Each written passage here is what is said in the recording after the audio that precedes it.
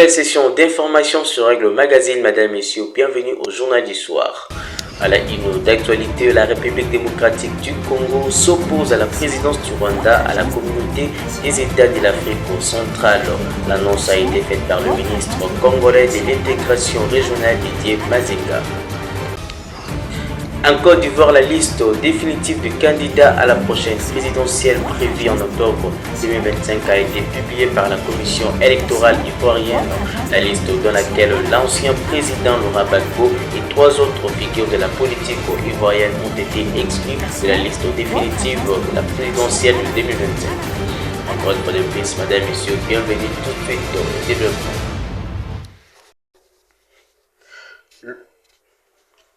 C'est désormais officiel, ce jeudi 5 juin 2025, le président de la République démocratique du Congo, Félix Tshisekedi, a reçu au Palais de la Nation l'opposant congolais Martin Fayulu, leader du parti Engagement pour la citoyenneté et le développement.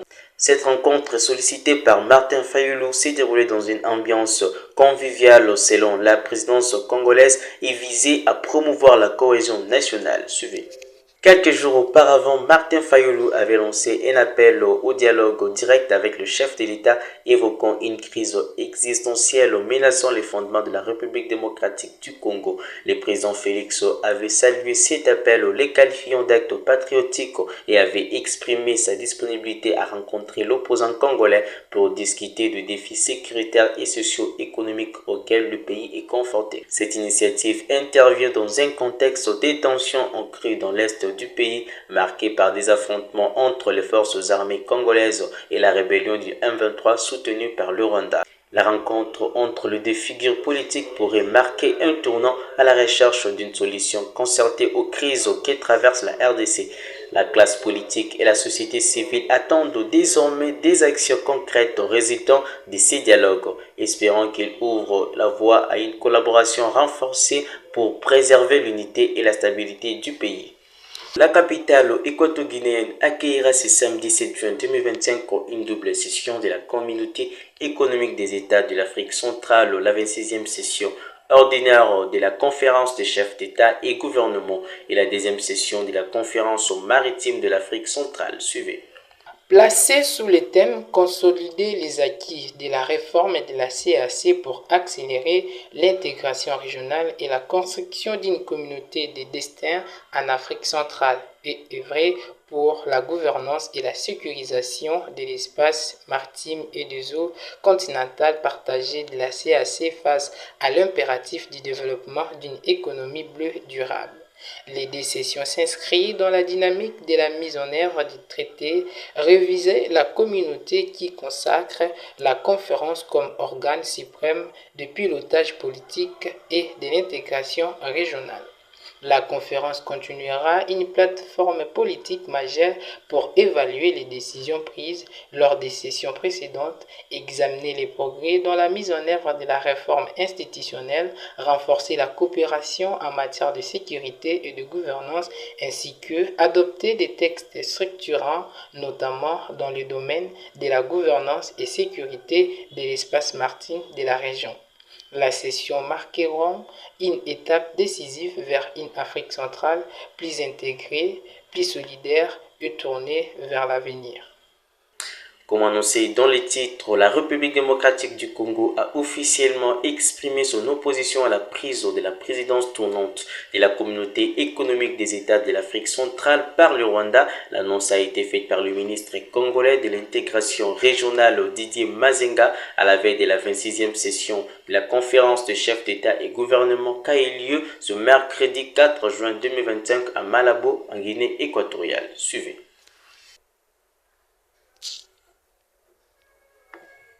Dans une déclaration relayée par l'agence congolaise de presse ACP, Didier Mazenga a rappelé que les résolutions adoptées lors de la 25e session, notamment celle demandant le Rwanda et exigeant le retrait de ses troupes du territoire congolais, restent à ce jour inapplicables. Nous allons d'abord insister sur la nécessité d'évaluer la mise en œuvre des résolutions précédentes car la situation n'a pas évolué sur le terrain. Ensuite, Nous réitérerons notre opposition à toute possibilité de confier la présidence en exercice de la CAC au Rwanda, un pays actuellement impliqué dans un conflit armé dans la région, a déclaré le ministre. Les travaux préparatoires de la session ont débuté avec des réunions d'experts suivies ce mardi par un conseil de ministres chargé du budget et de finances. La situation sécuritaire en République démocratique du Congo figure à l'ordre du jour des discussions prévues ce mercredi. Didier Manzenga a également souligné que la CAC avait été la première organisation régionale à exercer le retrait des troupes rwandaises de l'Est de la RDC, appelant au respect des instruments juridiques et des décisions communautaires. Cette exigence a été portée à tous les niveaux, national, régional et international. Il est impératif que la CAC reste cohérente avec ses engagements, a-t-il insisté. Dans un contexte de transition à la tête de la commission de la CAC, la RDC attend promouvoir des candidatures nationales afin de renforcer sa présence au sein de cette organisation régionale stratégique. Cette prise de position de Kinshasa intervient dans un climat régional tendu, marqué par les accusations persistantes de l'agression contre le Rwanda. Lors de leur réunion du 7 février dernier à Malabo, les chefs d'État et du gouvernement de la CAC, réunis dans le cadre du Conseil de paix et de sécurité de l'Afrique centrale, avaient officiellement reconnu le Rwanda comme pays agresseur et exigé son retrait du territoire congolais. Les députés nationaux membres de l'Assemblée parlementaire francophone ont échangé avec la mission de l'Organisation internationale de la francophonie le mercredi 4 juin 2025, accompagnée par l'ambassadrice Muriel Berset, déléguée permanente de la Suisse auprès de l'UNESCO. Cette mission est à Kinshasa consécutivement à une résolution prise lors de la 19e sommet de la francophonie tenu en France au mois d'octobre 2024. Suivez. Le rapporteur de l'Assemblée nationale, le professeur Jacques-Tullier Sengekeli, accompagné de quelques députés nationaux, membres de l'Assemblée parlementaire de la francophonie, ont échangé ce mercredi 4 juin 2025 avec une mission d'information de l'Organisation internationale de la francophonie, conduite par l'ambassadrice Muriel Berset à Cohen.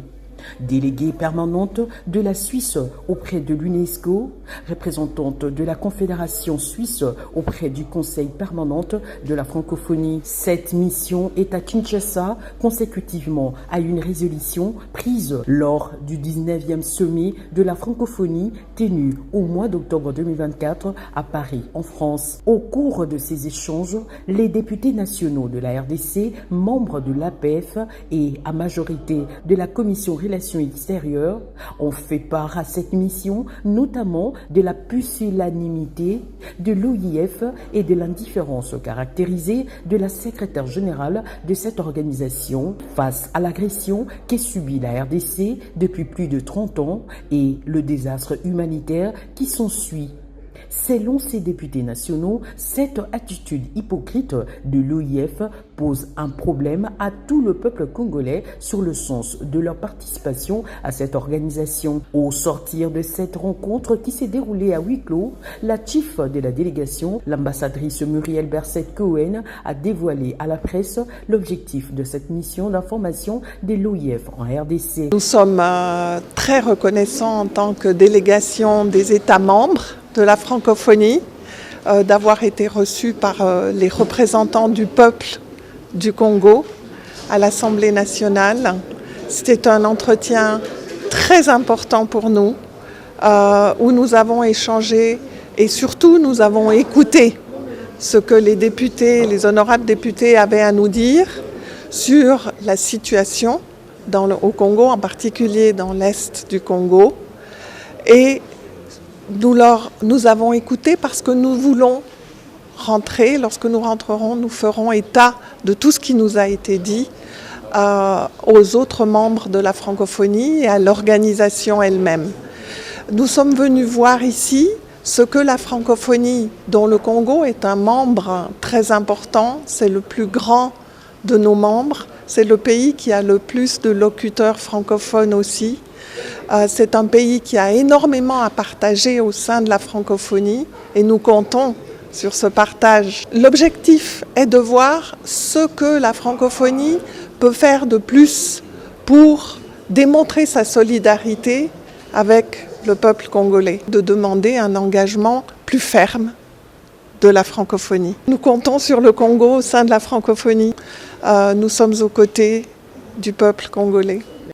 À la Chambre basse du Parlement, le président Vital Kamerhe salue les efforts diplomatiques déployés par la diplomatie congolaise après l'élection de la République démocratique du Congo comme nouveau membre non permanent du Conseil de sécurité des Nations Unies avec 180 voix sur 187. Les salutations sont adressées au chef de l'État Félix Tshisekedi, à la première ministre Judith Suminwa et à la ministre des Affaires étrangères Thérèse Kaikwamba, pour avoir remis la République démocratique du Congo sur l'échiquier international. C'était lors de la séance plénière du mercredi 4 juin 2025 au Palais du Peuple. Un seul point était inscrit à l'ordre du jour de la plénière du mercredi 4 juin 2025. Il s'agit de l'examen du projet de loi portant prorogation de l'état de siège dans les provinces de l'Ituri et du Nord Kivu. Dans sa communication, bien avant l'examen et l'adoption de cette matière, le président de l'Assemblée nationale, le professeur Vital Kamerhe, a salué l'élection de la République démocratique du Congo en tant que membre non permanent du Conseil de sécurité des Nations Unies. Le speaker de la Chambre basse du Parlement a souligné que cette position offre à la RDC une plateforme pour faire entendre sa voix en faveur d'une paix durable dans le pays, en Afrique et dans le monde. C'est l'occasion de saluer les efforts du président de la République, Félix Antoine Tshisekedi Tshilombo, qui a jeté son dévolu sur des femmes. Madame Soumino, première ministre, et Madame Thérèse Kaikwamba, ministre d'État des Affaires étrangères. Le duo de ces deux femmes a réussi là où les hommes ont mis longtemps pour remettre la République démocratique du Congo sur l'échiquier international. La dernière fois que la République démocratique a siégé au Conseil de sécurité, je me souviens très bien, c'était en 1993, et c'est l'ancien ministre Mushobekwa Kalimba Wakatana, d'heureuse mémoire, dont je fus conseiller par la suite directeur de cabinet. Donc en effet, la République démocratique du Congo a été élue avec brio, membre non permanent du Conseil de sécurité. Sur 187 pays qui ont pris part au vote, 183 ont voté pour la République démocratique du Congo. C'est une forme de réparation morale uniquement et psychologique. Ceci démontre bien que notre cause est noble. Alors Madame Thérèse Kaikwamba, ministre d'État des Affaires étrangères, qu'elle daigne recevoir toutes nos félicitations. Deuxième bonne nouvelle, la République démocratique du Congo a été élue vice-président du comité des droits de l'homme. Ça aussi, c'est une bonne nouvelle, n'est-ce pas? Nous félicitons encore une fois une dame, Madame la ministre des Droits humains, Chantal Tchambou. Mais je ne suis pas en train de demander au président de chasser tous les hommes, non. Nous montrons quand même que ce n'est pas une coïncidence, les dames ont démontré qu'elles sont dissuasives, elles sont intelligentes. Alors, nous n'allons pas ajouter qu'elles savent bien parler, puisque la rhétorique compte aussi. Alors que les députés femmes de l'Assemblée nationale se retrouvent honorés aussi à travers leurs amis qui sont au gouvernement. Troisième bonne nouvelle, la République démocratique du Congo, oui, vient de faire la remontada. Après le programme avec le fonds, vient de bénéficier de la Banque mondiale d'un montant de 1 milliard de dollars américains. Ça aussi, ça mérite d'être salué. Féliciter Madame la Première ministre, les ministres d'État au budget et les ministres des Finances. Et en même temps, remercier la Banque mondiale, puisque nous avons besoin de moyens à ce moment pour faire face à la guerre et continuer en même temps à tenir le pays au niveau du social et au niveau des investissements. Je voudrais que chacun de nous intériorise que ça, c'est un canal que nous venons d'avoir, mais nous devons vraiment travailler. Pas dormir, travailler au niveau du gouvernement, au niveau de la diplomatie parlementaire. Travailler pas pour enterrer les autres pays, non. Pour faire entendre la cause de la République démocratique du Congo, pour faire entendre la cause de l'Afrique d'une manière générale et la cause de l'humanité, puisque la justice, la paix, la sécurité sont des valeurs universelles qui concernent chaque être humain sur cette planète que nous partageons en commun. Concernant le projet de loi portant prorogation de l'état de siège dans les provinces de l'Ituri et du Nord-Kivu, présenté par le vice-ministre de la Justice et Contentieux international, Samuel Bemba Kabouya, ce projet de loi sur cette mesure exceptionnelle a été déclaré recevable et voté sans débat par la représentation nationale. Le projet de loi portant prorogation de l'état de siège sur une partie du territoire de la République démocratique du Congo est adopté. Rappelons que l'état de siège a été décrété par le président de la République le 3 mai 2021. Il est aujourd'hui à sa 98e prorogation. Poursuivons les forums miniers de la DRC Mining Week se tiendra du 11 au 13 juin 2025 à Lubumbashi à l'hôtel Pullman Caravia. Les préparatifs s'intensifient afin d'assurer le bon déroulement de cet événement devenu incontournable dans l'histoire du forum minier. Suivez. DRC Mining organise la 20e édition de la rencontre des acteurs miniers en date du 11 au 13 juin prochain à Lubumbashi, plus précisément à l'hôtel Pullman Caravia.